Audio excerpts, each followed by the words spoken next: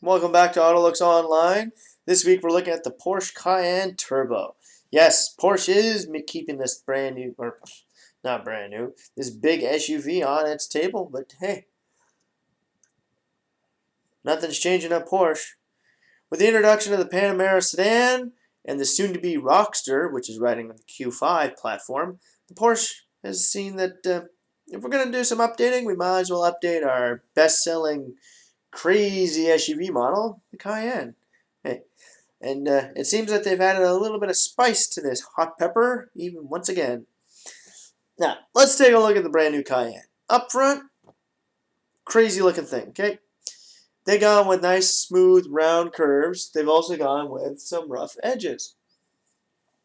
But they've also gone with some different things that maybe they shouldn't have. What am I talking about that they should have done? Well, let's get started. Okay, up front, Porsche has made this look more like an SUV than it did once before. Of course, they've also made it look more like a sports car. Way more like a sports car than it once was. Before, it just looked like an oversized, bulky sedan that rides a little bit above the ground. Now they made it look like this wild, crazy-looking Porsche 911 Turbo with 4 doors and the ability to cruise off-road. And what makes this all happen? Well, a suspension system that moves up and down. Yeah, technology, it's a great thing. Now, up front, skid plate. Gotta have it with a great SUV. Now, moving on to the grille. This grille, great design, works well with this vehicle. There's only one problem. Is the way it's set up. All they are is just basic lines. Right. Line, line, line.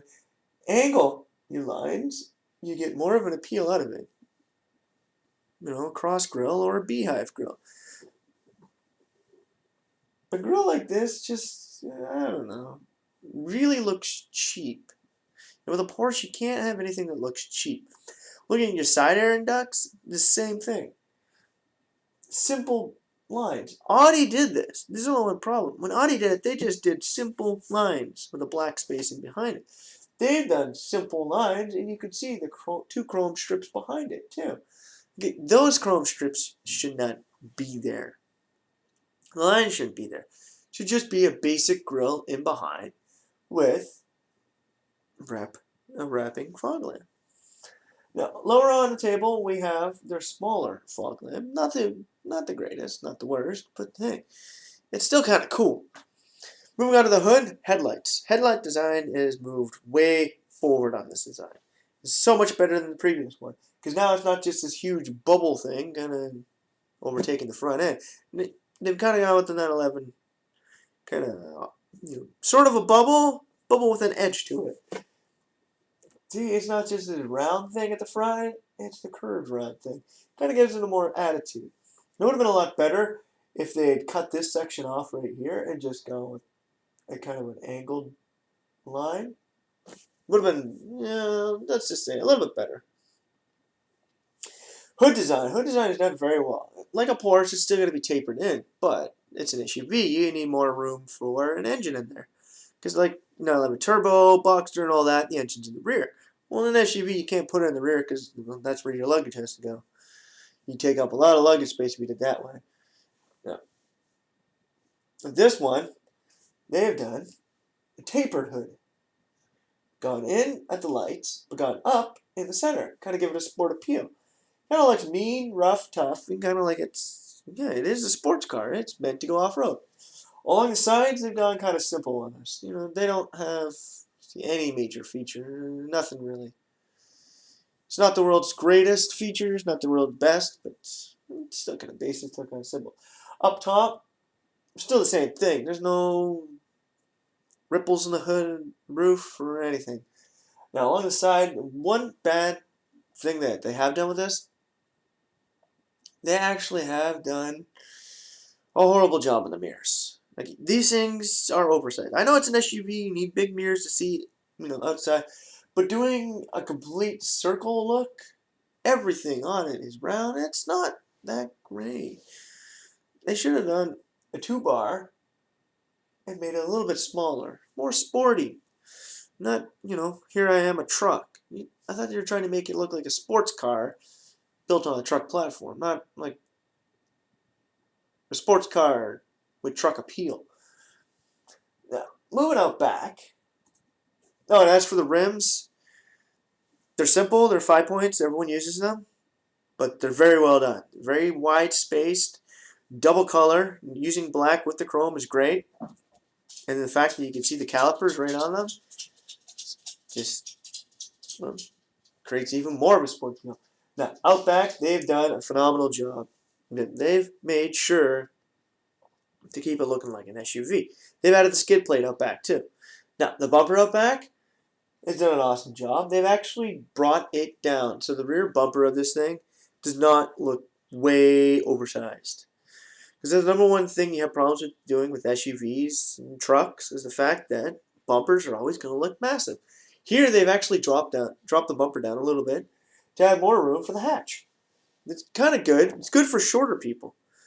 Consider the fact that I know some people that are shorter than me. 5-foot high people trying to get in the back of an SUV when it's the hatch and the handle are about 3.5, 4 feet off the ground. It's kind of a pain in the ass. But when it comes to the Cayenne, they've actually gone with that feature. Gone away. Be all right. Now, taillights, they've just done one amazing job. Okay. These aren't big, crazy bubble lights. These are big, crazy bubble lights with some attitude on them. They've actually gone just like the front end. Front end is kind of curvy, but kind of rough. It's got those edges. It's got that mean look. They've done the same thing in the back. See, it's nice and round, but it's also got those hard edges, those curves, this badass attitude. The problem with the back end is they still got this top grille. This top spoiler isn't the world's greatest. It kind of, yeah, it adds to the sport appeal, but it also takes away. Because if you didn't have that, it wouldn't be as good because of the fact that it would just curve around like the existing Cayenne. Now, they have done the dual exhaust. Now, the dual exhaust is just amazing. Why? Well, it's Cayenne. It's a Porsche. It has power. It has balls. It wants to go off-road. It doesn't got a turbocharged V8. Okay? It wants to go fast. And to get rid of all that heat, you need a big exhaust. And Porsche's done it. The only thing that's kind of off on the back end here are reflective lights on the side. They're just kind of weird. Why do you need them on the side? I don't know. Think about that. The only added feature to the rear end of this thing that kind of draws the eye away from the whole back end, kind of stands out a bit, is the chrome strip at the bottom of the tailgate. You don't have to opt for this, but it's one of those things that kind of sets it apart. It doesn't look that bad, but it could be done better. Now, overall, out of this thing, out of 10, I'm giving a Porsche, for in the SUV market, it's getting a 9. The reason why it doesn't get a perfect 10, if they hadn't gone with such a weird-looking front grille, let's take a look at this thing. This, lined grille, then it would have been so much better. Without that grille, maybe like a beehive or an angle line or something else, it would have looked so much better. Even if they brought the lines closer together, it would have been so much better. Besides that, there's nothing much else you can say that's really bad with the Porsche Cayenne Turbo this time. When you want to jam your kids to school about 100 miles an hour, hey, Cayenne's going to be your SUV. If you want to go sand dune riding, Porsche Cayenne's going to be one of those things you want. Now, the problem with the Porsche Cayenne that I've always found is kind of diminishes the brand of Porsche. Why? Well, you got to think Porsche, sports cars, fast. Yeah, the Cayenne kind of meets that, but it also says, hey, we want to build grocery grabbing cars too.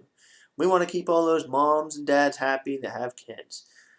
I know it kind of keeps dad in the house so he doesn't take off in a Porsche and some young blonde. But you know what? Seriously, I still don't think it belongs. For this week at AutoLooks, let's just say SUVs and sports cars don't really go along. Sports cars and sedans, they can go along.